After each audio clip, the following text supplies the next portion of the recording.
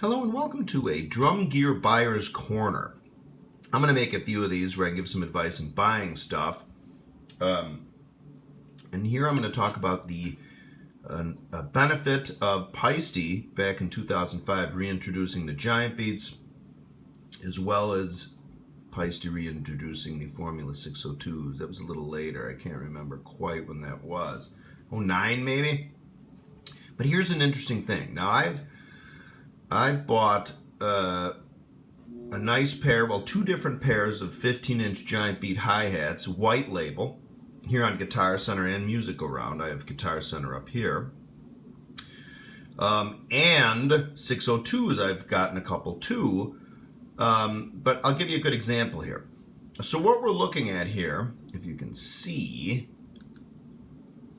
this is... Come on, baby. Now you can see here, this picture is, now see up here, this is an embossed stamp, okay? You can see this writing here, medium ride. So this is a 1970s and before specimen of an original Formula 602. Now, since the 602s were reissued, I mean, like to me, older people, I mean, 2005 when the giant beats were reissued, that's yesterday. But to a 16-year-old, he doesn't remember when they were reissued. You know what I mean? Or 602s, they don't know. A lot of people, folks in stores and stuff have no idea that there were original 602s and later ones. So you'll notice here, hang on, this, okay, here we go. This is a reissue 602. You can see they did their best pretty much ink-wise and color and everything to make it, to reproduce the original look. Of course, there's no embossed stamp here, and of course the logos, at least this, is like silk screened, meaning the process is differently applied. In the old days it was actually a rubber stamp that they'd apply this with. So a lot of folks there think, okay, well, this might just be one, it's not in this, maybe the ink logo is sort of worn off, and this is an earlier one. This is probably late 60s into the early 70s, because it still has the factory luster and there's no Formula 602 ink stamped here. So this is a good one. Not to mention, they also have it priced at $199, okay? So you can get, I mean, with 602s, it's wonderful, it's nice, but especially with giant beats, it's great. Now, my computer fizzled where I had pictures of the deals I got on the giant beats. Oh, wait, and so real fast. So again, here's the reissue, and here's one that people think is a reissue, and here's another one that sometimes people must think is a reissue. This one's $149, okay? And this is a nice older one too. You can tell, you can see the hammering on here. The cool thing about some 602s, especially back in the day, they had a hammering where the hammering, I don't know how they really did it, but the hammering almost looks to be longer, almost oval shaped. Like, watch my mouse here. So instead of like a nice circle, well, give me a circle. A circle. It's almost like elliptical this way on the symbol. Like, it almost looks like peaks and valleys, okay?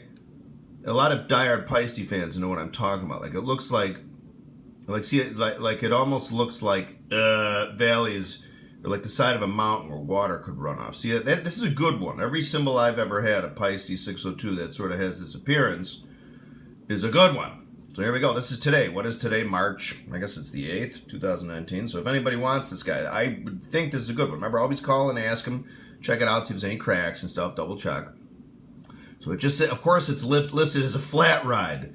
So maybe double check and make sure it's not a flat ride and they're using a stock picture. For whatever reason, somebody called this regular 20-inch 602 a flat ride. Maybe it was so thin. That's the thing, too. It could be a thin or a thin crash. Remember, in the original 602s went thin, medium, and heavy.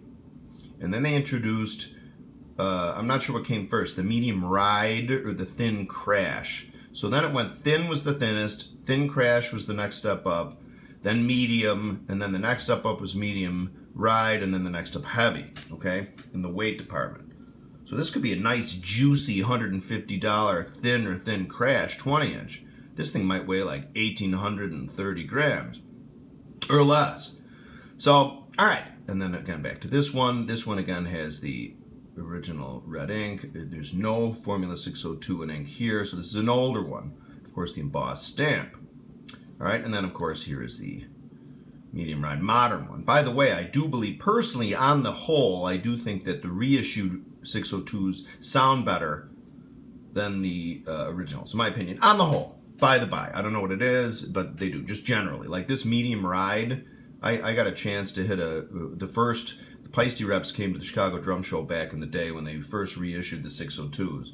The 20-inch medium ride they had, it was a beautiful crash. It was heavier, but it was like, it was wonderful. All right, so I just wanted to make this video real fast, okay? Again, unfortunately, I don't have the giant beat pictures up, but just to give you a quick skinny on the giant beats, here you can see this one again. So this one's in Portland. This one's in Rockville, probably Maryland, and this one is in Overland Park. Is that Kansas? All right. So that's that. So here we'll go back. So you can type in whatever here on the Guitar Center. Type in Formula 602.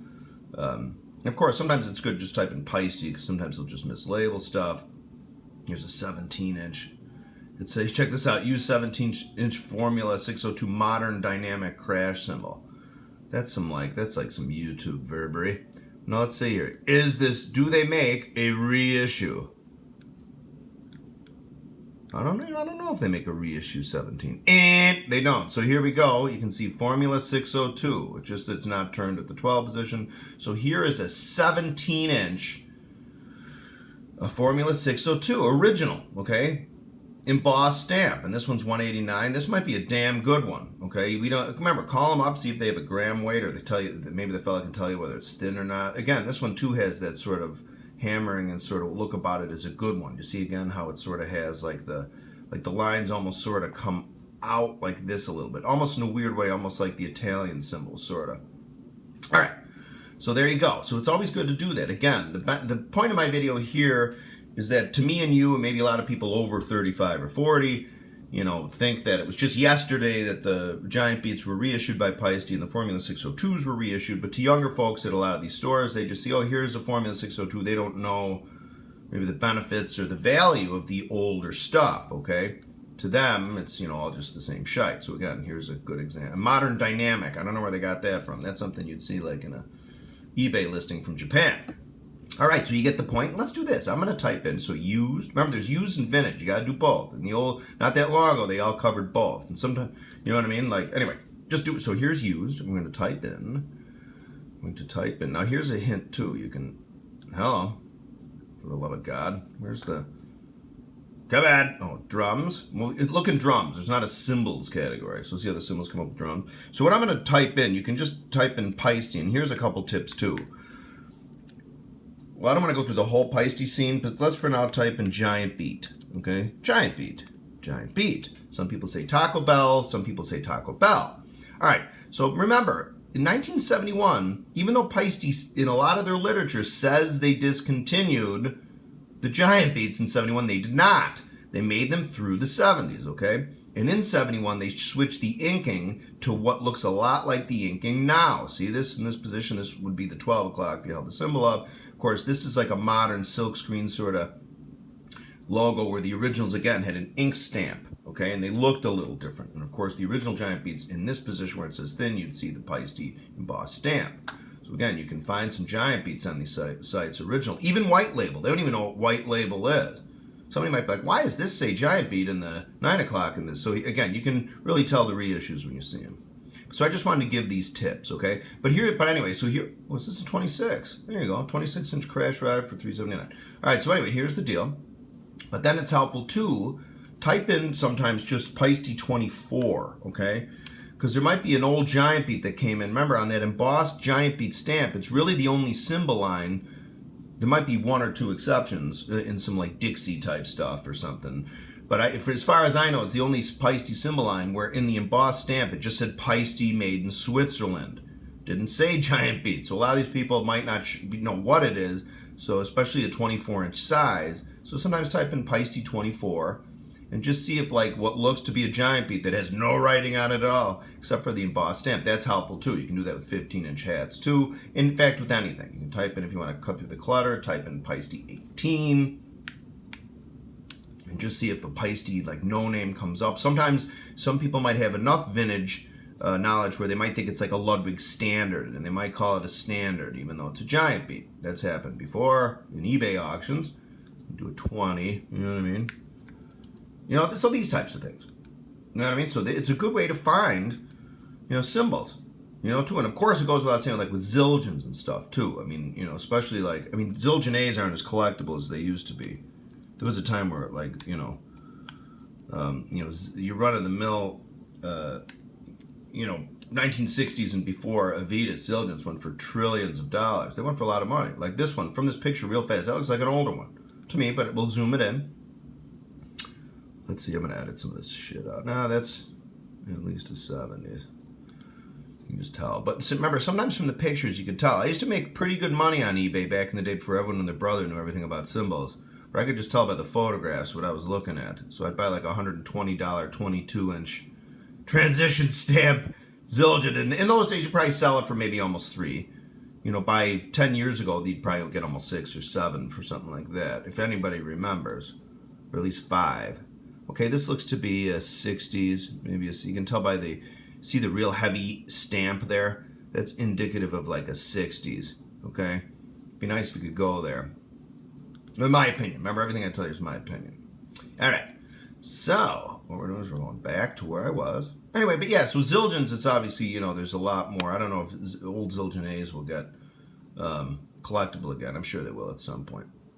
Okay, this is listed as an Avitas, but this has got to be like a ZHT or a ZXT or something. You can just tell by the hammering right off the bat. So let's zoom in on that, baby. You can tell by kind of that honeycomb hammering.